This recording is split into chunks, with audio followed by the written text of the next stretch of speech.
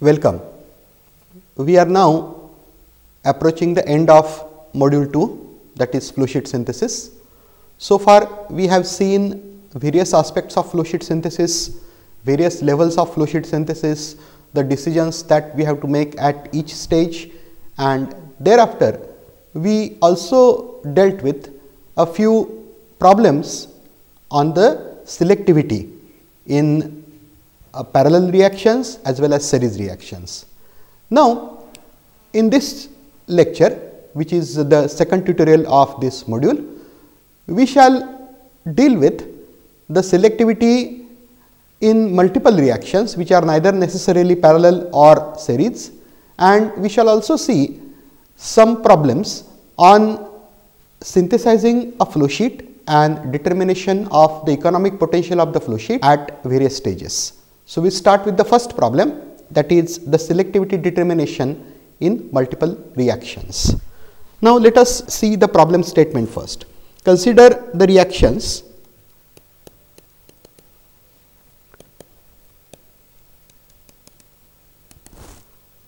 A plus B goes to C with rate constant K1 and A plus C goes to D with rate constant K2.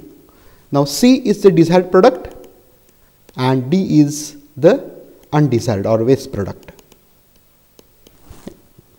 Now, these reactions are carried out in CSTR at 10 degrees centigrade and 6 bar pressure. The flow rate of the reactant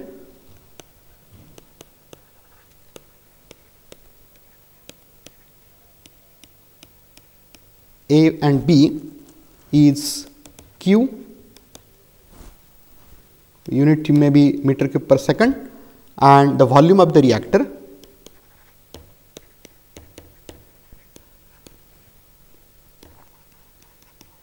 is V meter cube.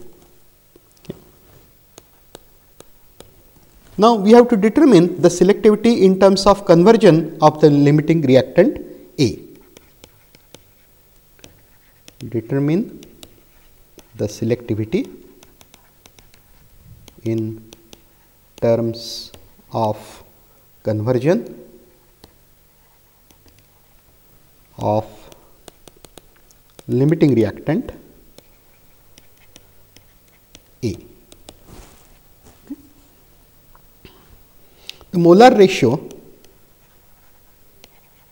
of the reactants, the initial molar ratio at the point of entry, you can take as B naught by A naught, and this molar ratio is indicated by letter M. The time constant or the residence time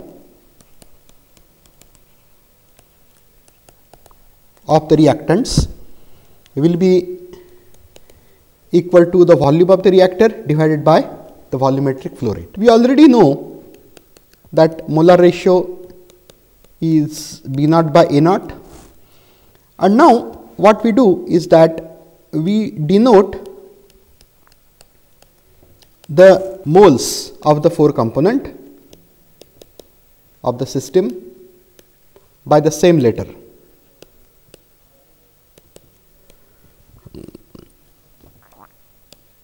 A, B, C and D. Now, at any time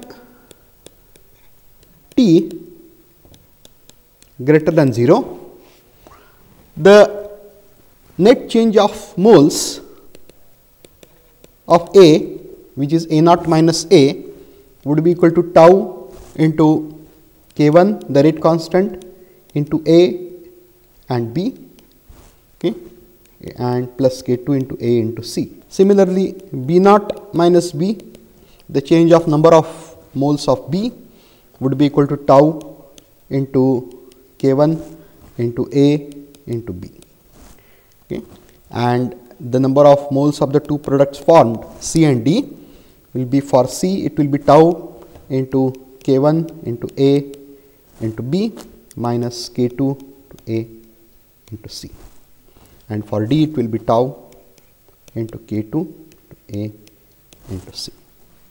The selectivity S will be equal to C, the desired product, divided by the limiting product converted, A naught minus A. We substitute for C as well as changes in the other excess component B, C divided by B naught minus B, and then we get, for C we substitute the expression that we just wrote, K1 into A into B minus K2 into A into C divided by K1 to A into B, and thus we get the expression 1 minus capital K into C by B, where capital K is the ratio of the rate constants of the two reactions. We make this expression explicit in terms of C.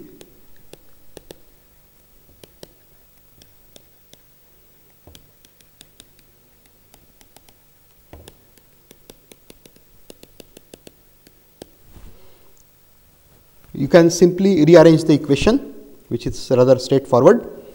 C into 1 plus capital K into B naught minus B by B divided is equal to B naught minus B, and thus C is equal to B naught minus B divided by 1 plus K into B naught minus B by B.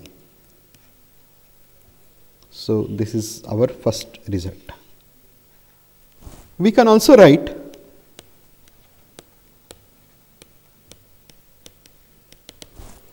that number of moles of C formed are the number of moles of B reacted minus the number of moles of A reacted, okay, based on material balance. And then we get A naught minus A is equal to B naught minus B minus C, and now for C we substitute the expression that we just derived, A naught minus A is equal to, now B naught minus B is the number of moles of B converted. So, we can write that in terms of the conversion of B, XB is the conversion of B, B naught into XB, minus for C we write the expression that we just derived, B naught into XB divided by 1 plus K into XB divided by 1 minus XB. Now, what I have done here is that I have converted the expression for C in terms of conversion for B. Now, that is rather straightforward, that I show now. XB is equal to B naught minus B divided by B naught. Therefore, B is equal to B naught into 1 minus XB, and therefore, C is B naught into XB divided by 1 plus K into XB divided by 1 minus XB. So, this is the essentially the transformed form of what we wrote earlier, that C was equal to B naught minus B divided by 1 plus K into B naught minus B divided by B naught. So, what we have done, the previous expression we have transformed into in the form of the conversion of B, XB. Okay. Now, we go further with this, the expression that we derived earlier. A naught minus A was B naught into XB minus B naught into XB divided by 1 plus K into XB divided by 1 minus XB. That we now rearrange. A naught minus A is equal to B naught into XB into 1 plus K into XB divided by 1 minus XB minus 1 divided by 1 plus K into XB and 1 minus XB. And this we can further simplify as B naught into XB divided by into k into xb divided by 1 minus xb whole divided by 1 plus k into xb divided by 1 minus a naught minus a itself can be written in terms of conversion of. Define xa, the conversion of a, the limiting reactant, as a naught minus a divided by a naught. So, a naught minus a is essentially a naught into xa, and that we substitute in the previous expression. A naught xa, which is equal to a naught minus a, is equal to b naught into xb into k into xb divided by 1 minus xb whole thing divided by 1 plus k into xb divided by 1 minus xb. So, what we have now is xa as function of xb. We further arrange this. xa is equal to b naught by a naught by taking a naught here on this side into xb, and we simplify now this square bracket as k into xb divided by 1 minus xb plus k into xb, and this becomes b naught by a naught is the molar ratio m. So, that we substitute m is into xb into k xb divided by 1 plus xb into k minus 1. And now, if you expand this,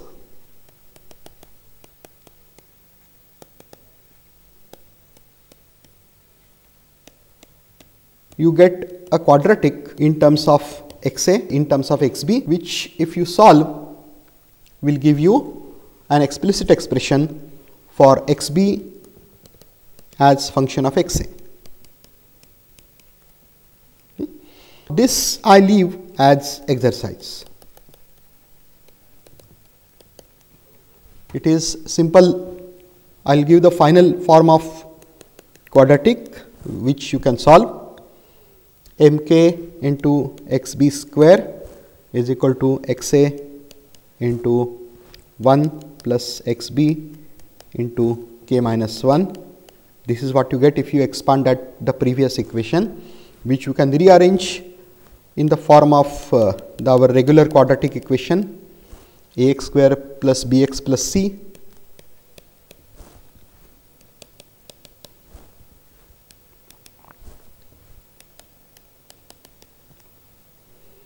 this is of the form, and then you know that the roots are minus b plus or minus b square minus 4ac by 2a. So, here you have a as mk. Now, a, b, c are not here, do not confuse a, b, c with number of moles, but these are simple coefficients. So, a is mk, b is k minus 1 and c is minus xa. So, if you simply substitute these three things in this equation, the simple root, you will get the desired answer, that is xb as function of xa. And now, this I have left as an exercise. Okay, we can come back to the selectivity. Okay, selectivity we have defined as the number of moles of desired product C formed divided by the number of moles of A, which is a limiting reactant converted. So, C divided by A naught minus A, and now if we substitute the two things, we already have expression for C and A naught minus A in terms of xb. So, if you substitute that,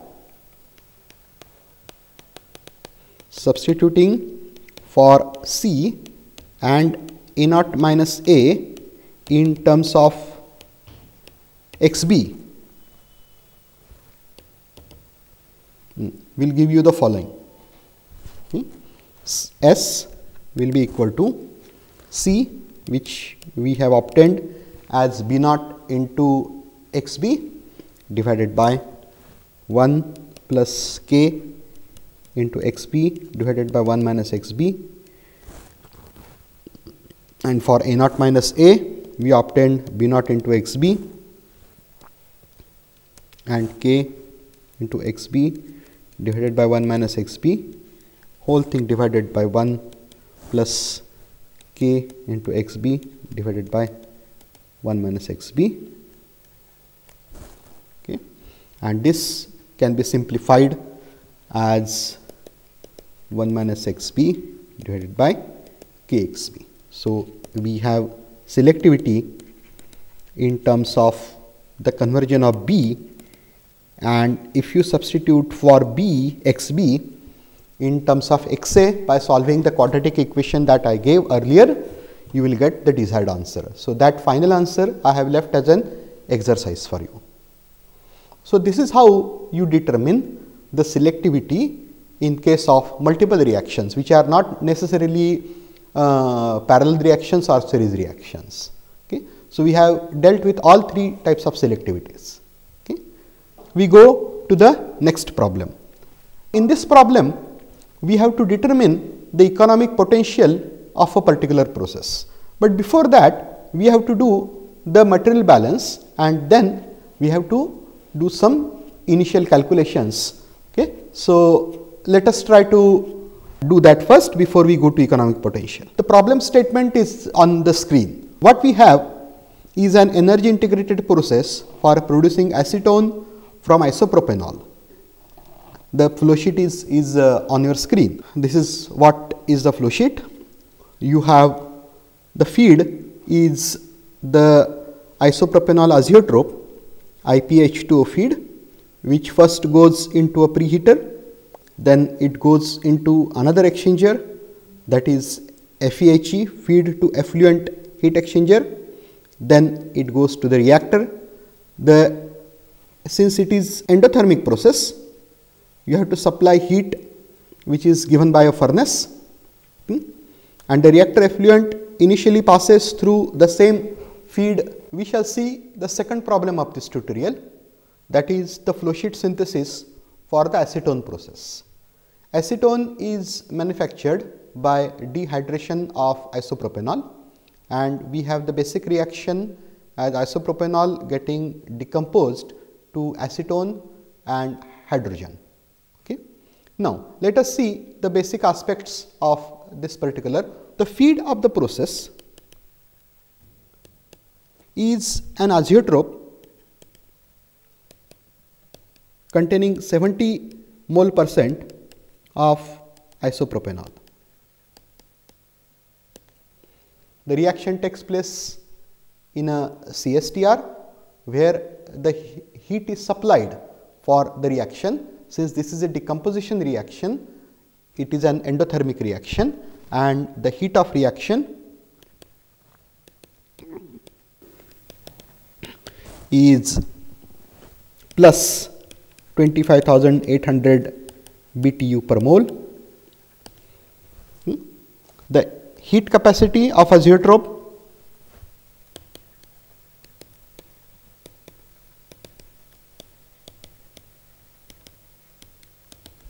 is 22 BTU per mole per degrees Fahrenheit.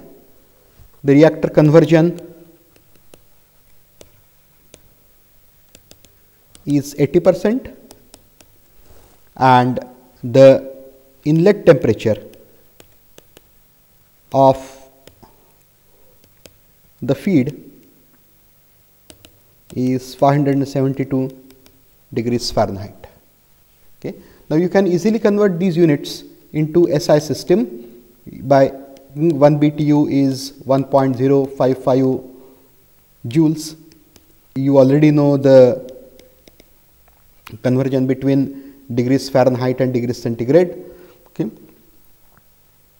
Degrees Fahrenheit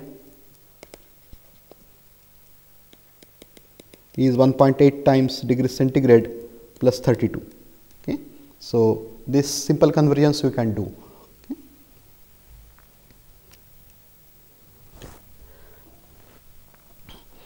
The heat for the reaction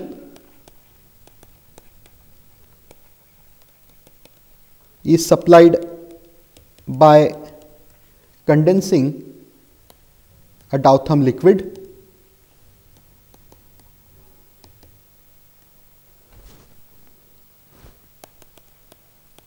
in the reactor shell.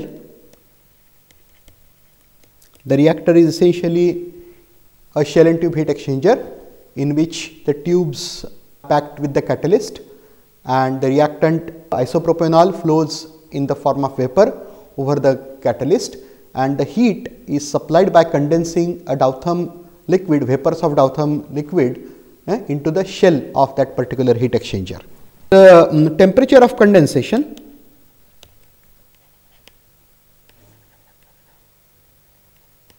of the Doutham liquid is 600 degrees Fahrenheit. The Doutham liquid is vaporized in a furnace which is attached to the reactor, okay, and the thermal efficiency of this particular furnace is 60%. Then as the vapors of Doutham pass transferred from the furnace to the reactor, the heat losses in the pipes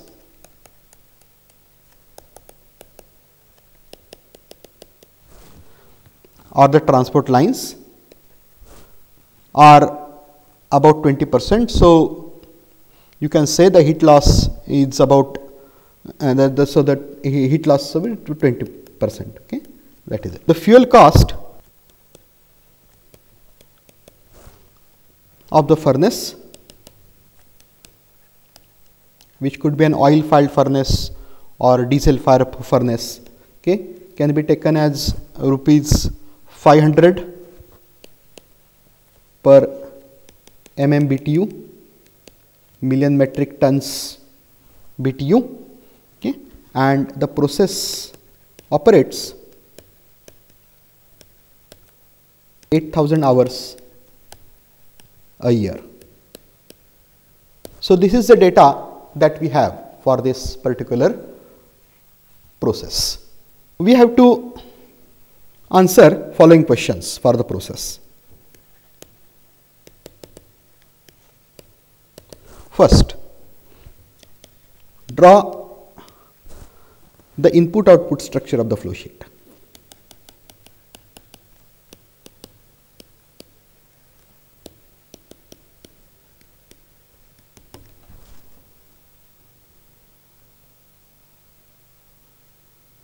Next,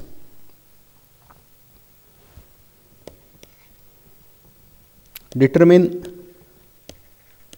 the flow rates of all components at inlet and outlet of the process.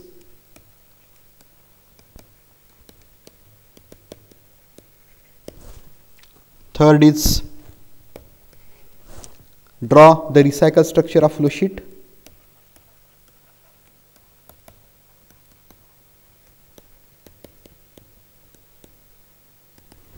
And determine the recycle material balance.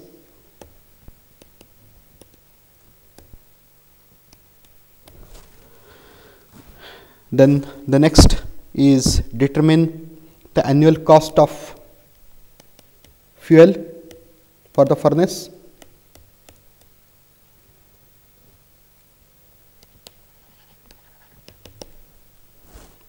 And finally, determine the area for the reactor.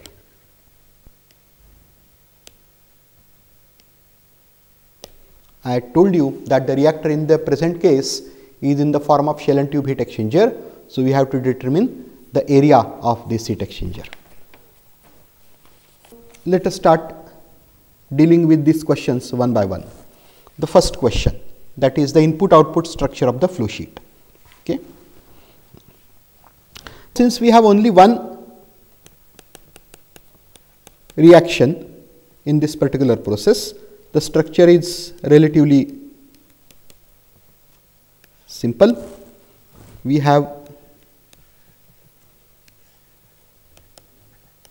a process in which there is only one feed stream, that is the isopropanol water azeotrope, and then there are three products. First is the main product acetone, then hydrogen, and some water will come out. Now, how we shall see in few minutes. Okay. Let us say we have not been given the production rate of acetone. So, we assume a simple rate, production rate of acetone PA as 100 mole per hour.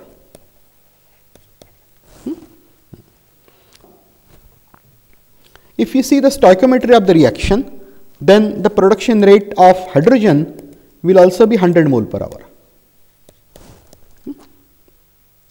The fresh IPA feed will also be 100 mole per hour. I hope you recall that at steady state all the fresh reactant gets converted. So, if you see the stoichiometry, 1 mole of acetone requires 1 mole of isopropanol. So, the fresh isopropanol feed will be 100 mole per hour. All of these determined by stoichiometry.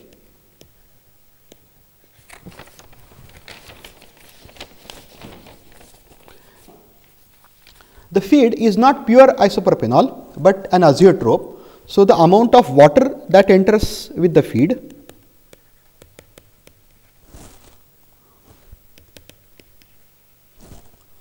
will be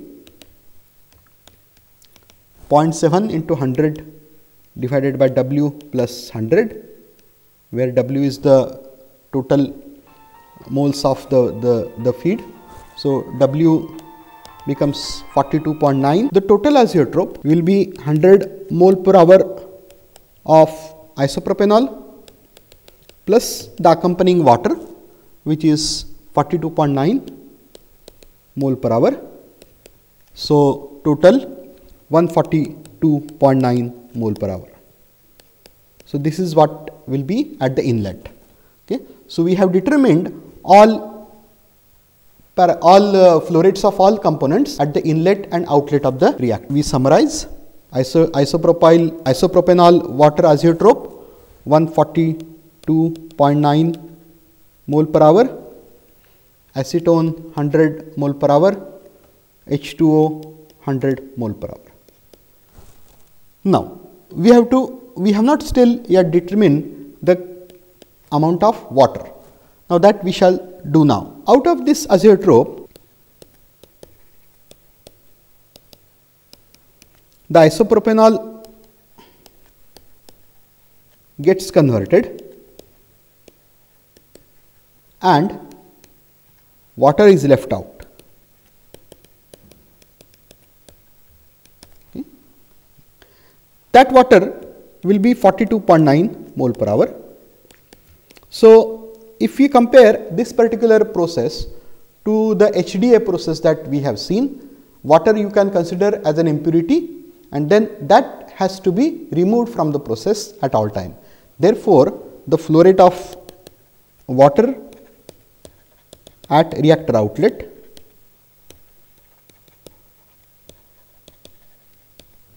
will be equal to 42.9 mole per hour. Okay.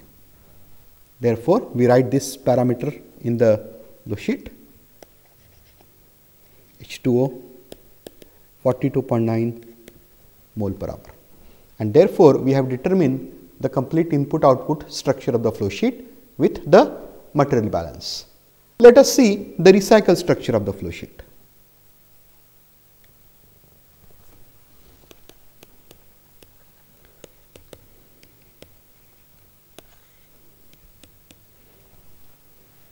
The per pass conversion in the reactor is 80%. Okay. Therefore, there will be IPA unconverted. Now, that IPA will contain excess water, which is this 42.9 mole per hour. Before recycling, we have to remove this water. So, the outlet of the reactor effluent should pass through at least 2 distillation columns. In the first column, the main product acetone will be removed from IPA, and in the second column, excess water will be removed from IPA. So, in that column, the main product will be IPA azeotrope, which will be recycled back at the reactor inlet, and it will be mixed with the fresh azeotrope feed. Okay. So, that point we note that the separation system of the process should contain 2 distillation columns.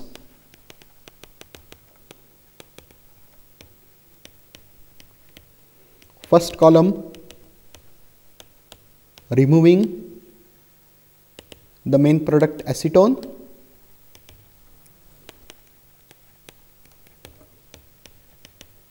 and second column removing excess water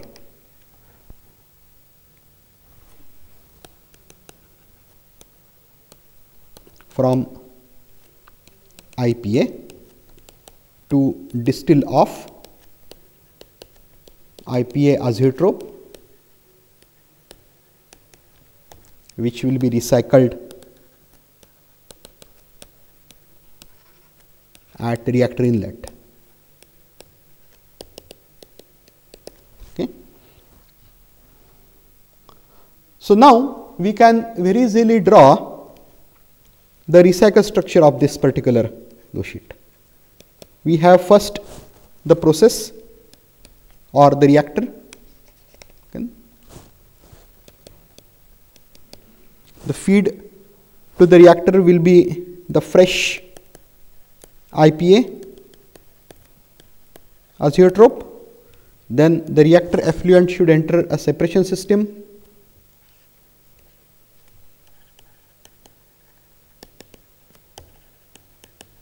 Product hydrogen can be taken out because it is not a reversible byproduct. Okay, so hydrogen can simply leave the separation system and can be used elsewhere. The 2 products acetone and water and leave the separation system, and there will be one recycle stream containing IP azeotrope, which will be mixed with the fresh feed. Okay. So, this is a simple recycle structure of the flow sheet.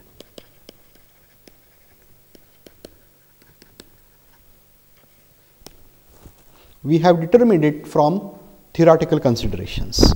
We have to determine the recycle material balance.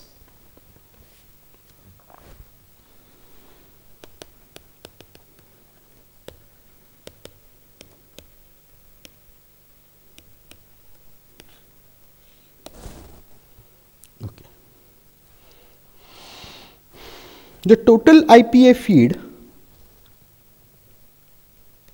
which is at the reactor inlet, which is the mixture of the fresh and recycled feed. So, the total IPA feed we denote as FIPA.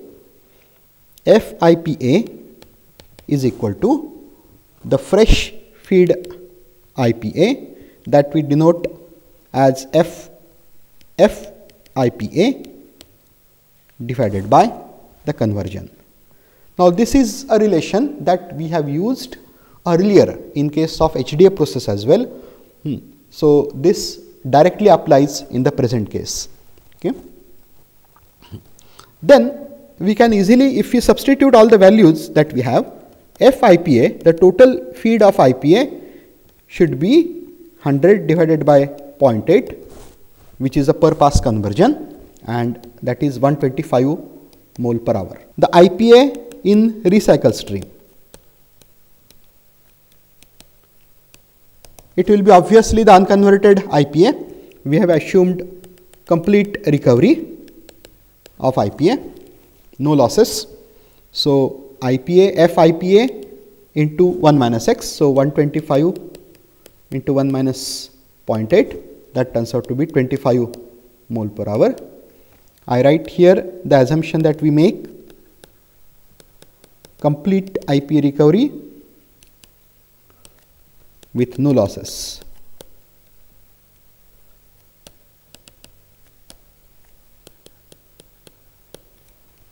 Okay. Now, this is the amount of isopropyl alcohol in the recycle stream, but the recycle stream is not pure isopropyl alcohol, but an azeotrope. So, there will be definitely some water accompanying this particular IPA. Now, we assume that in that second distillation column, we can distill off IPA to the azeotrope level, that is up to 70% of IPA. So, then H2O in recycle stream. Here also we write the assumption that the second distillation column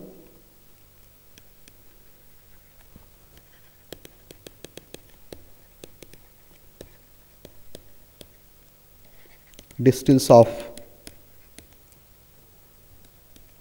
70% IP azeotrope.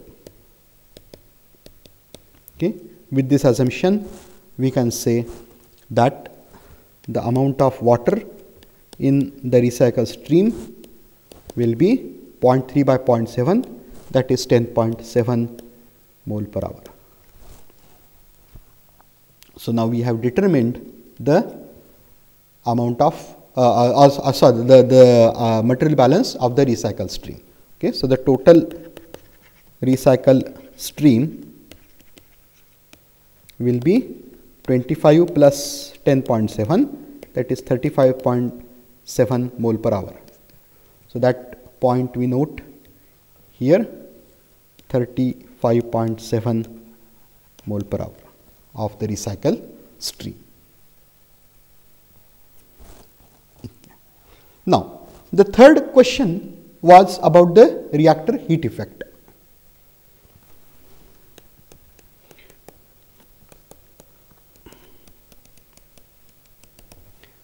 The reaction is endothermic reaction, and then we have to supply the heat of reaction.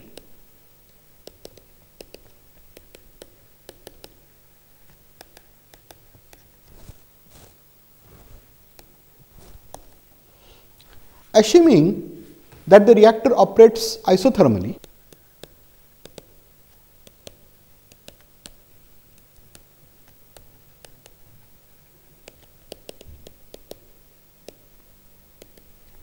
which means that the temperature of feed and effluent from the reactor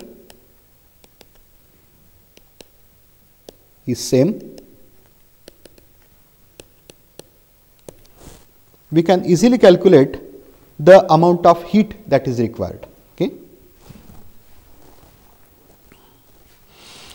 Are given the temperature of feed as 572 degrees Fahrenheit. Therefore, the net heat load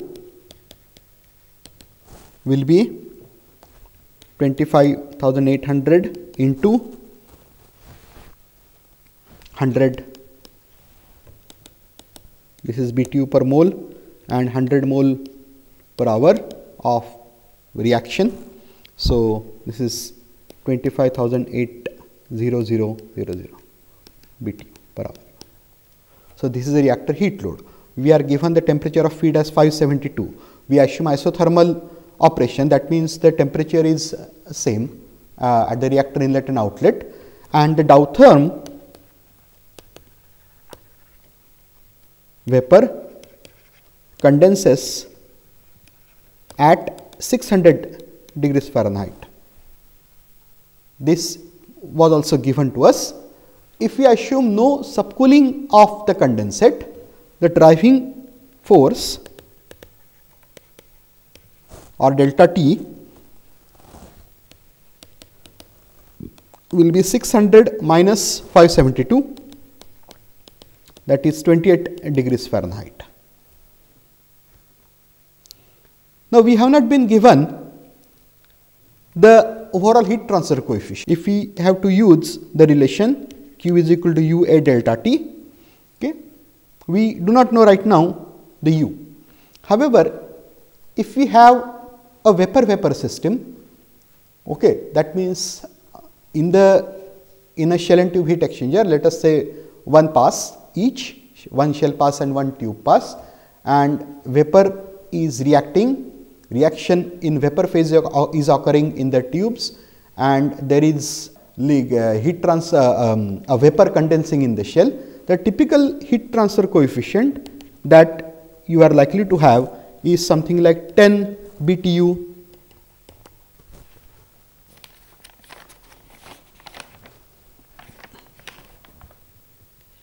per feet square per hour per degrees Fahrenheit.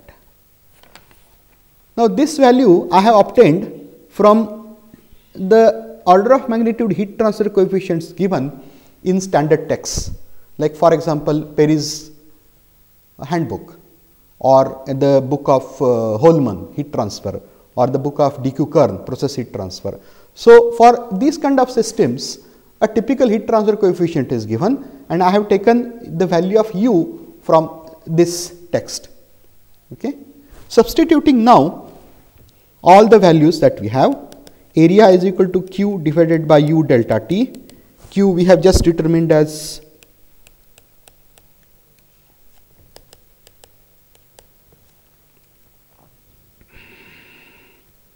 2.558 million BTU per hour, U is 10 and delta T is 28. We get the total heat transfer surface as 9214 feet square. So, that answers our fourth question. And then the last question, the annual fuel cost.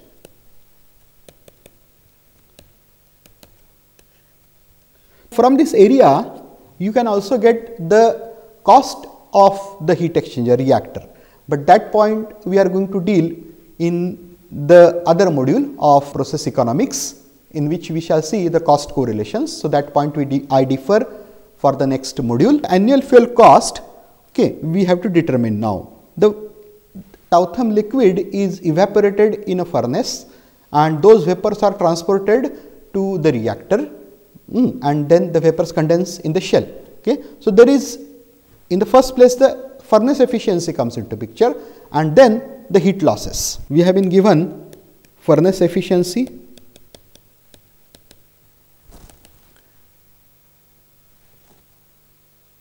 as 60%, heat losses as 20%. Okay. So, and the fuel cost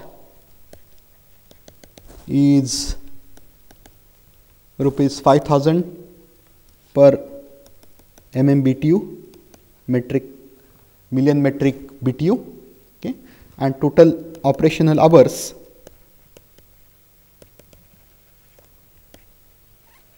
as 8000.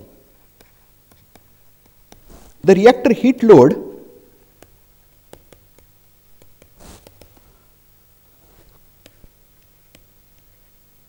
is 2.58 million BTU that we just determined.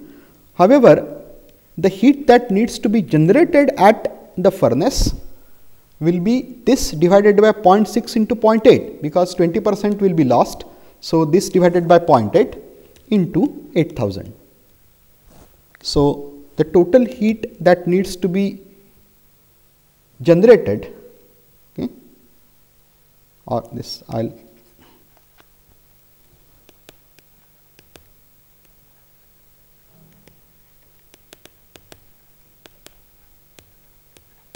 heat generated in the furnace will be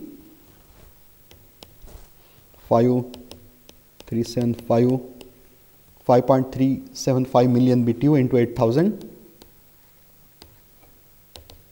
this many BTU per hour into 8000 hour per year. So, the annual heat will be 43,000 MMBTU, and then the fuel cost will be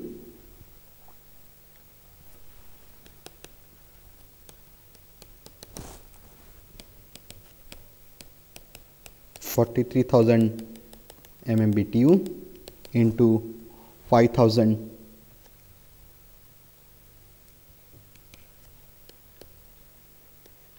that will be 215 million or rupees 21.5 crore.